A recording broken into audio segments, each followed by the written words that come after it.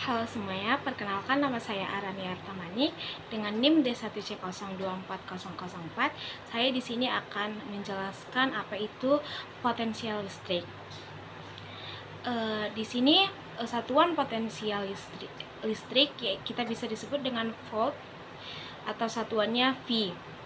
Jadi 1 volt itu sama dengan 1 joule per coulomb. Lalu, apa itu 1 volt? Yang dimaksud dengan 1 volt adalah perbedaan potensial antara dua titik dalam sebuah konduktor yang saat membawa arus 1 ampere menghasilkan daya sebesar 1 watt. Yang artinya, dalam sebuah konduktor yang membawa arus 1 ampere akan menghasilkan 1 watt. Lalu, dari penjelasan tersebut, kita bisa membuat rumus volt. Jadi volt sama dengan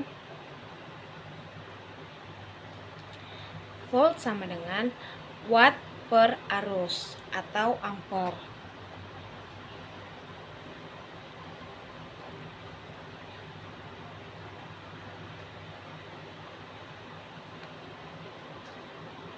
Lalu, langkah selanjutnya dari watt.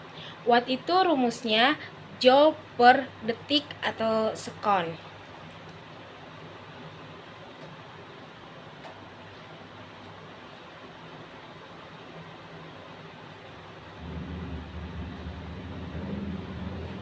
Lalu kita bagi lagi dengan ampere.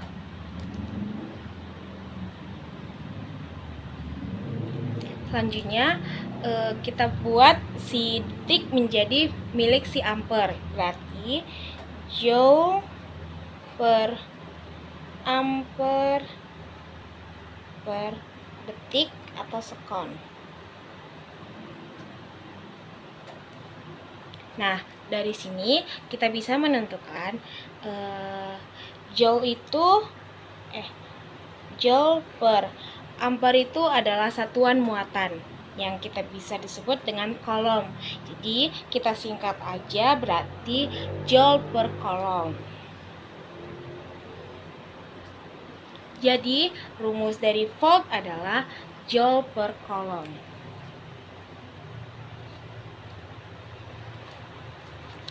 Lalu daya elektromotif ini disediakan dari sumber energi seperti baterai atau generator yang diukur dalam satuan volt. Baik, sekian dari saya. Apabila ada salah pengucapan, saya mohon maaf. Sekian dan terima kasih. Assalamualaikum warahmatullahi wabarakatuh. Perkenalkan, nama saya Rizna Priyamidza dengan NIM D1C024045 dari Prodi Teknologi Pertanian Fakultas Pertanian Universitas Jambi. Di sini saya akan menjelaskan tentang kapasitor. Kapasitor adalah komponen yang dapat menyimpan energi listrik, hampir mirip dengan baterai.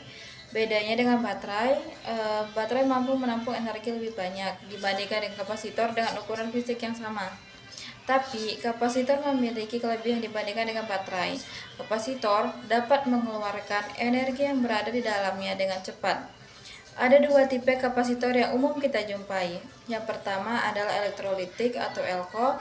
Terus yang kedua adalah kapasitor non-polar. Kapasitor memiliki dua kutub sama seperti baterai. Ada negatif dan juga ada positif. Sedangkan kapasitor non-polar adalah kapasitor tanpa kutub atau kapasitor yang bisa digunakan bolak-balik. Kedua kapasitor ini memiliki fungsi yang berbeda pada rangkaian, tergantung aplikasi yang diterapkan. Dalam diagram atau skematik, kapasitor dilambangkan dengan dua garis atau dua plat. Jika ada tanda plus atau salah satu garis yang melengkung, berarti yang digunakan adalah kapasitor elektrolitik atau elko, di mana garis melengkung adalah kutub negatif. Jika tidak ada tanda plus atau garis melengkung, berarti yang digunakan adalah kapasitor non-polar. Perkenalkan, nama saya Ferry Posampar Dede dengan NIM D1C024087. Saya dari kelas 003 dari Prodi Teknologi Pertanian. Baiklah, di sini saya akan menjelaskan tugas yang ke-11 materi yang ketiga.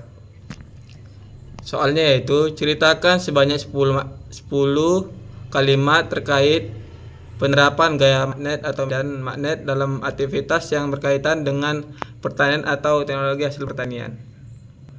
Jawabannya yang pertama, pemisahan logam dalam biji-bijian, penggunaan medan magnet untuk memisahkan kontaminan logam dari hasil pertanian meningkatkan keamanan pangan. Yang kedua, magnetisasi air irigasi. Penerapan medan magnet untuk meningkatkan sifat air sehingga mendukung penyerapan nutrisi oleh tanaman. Yang ketiga, penghambatan pembusukan hasil pertanian. Medan magnet digunakan untuk memperlambat aktivitas mikroba, meningkatkan daya simpan produk. Yang keempat, teknologi magnet dalam pengemasan. Penggunaan magnet untuk memastikan segel kemasan tertutup sempurna, menjaga kualitas produk. Yang kelima, sensor magnetik dalam mesin pengering. Digunakan untuk mengatur suhu dan kelembapan secara otomatis dalam proses pengeringan hasil pertanian. Yang keenam, pemurnian minyak nabati. Medan magnet membantu memisahkan partikel kecil atau kontaminan selama proses pemurnian. Yang ketujuh, proses limbah cair. Memanfaatkan medan magnet untuk memisahkan logam berat atau polutan lain dari limbah hasil industri pertanian. Yang kedelapan, peningkatan pertumbuhan tanaman. Studi menunjukkan bahwa medan magnet dapat merangsang pertumbuhan tanaman dengan meningkatkan aktivitas enzimatik. Yang kesembilan, magnetisasi pupuk.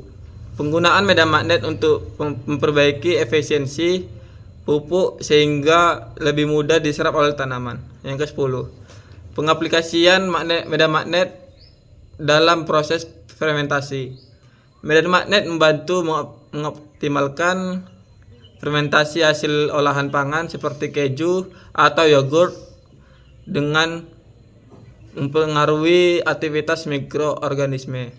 Sekian dari penjelasan saya tentang materi yang ke-11, tentang pertemuan yang ke-11 dengan materi yang ketiga. Sekian dan terima kasih.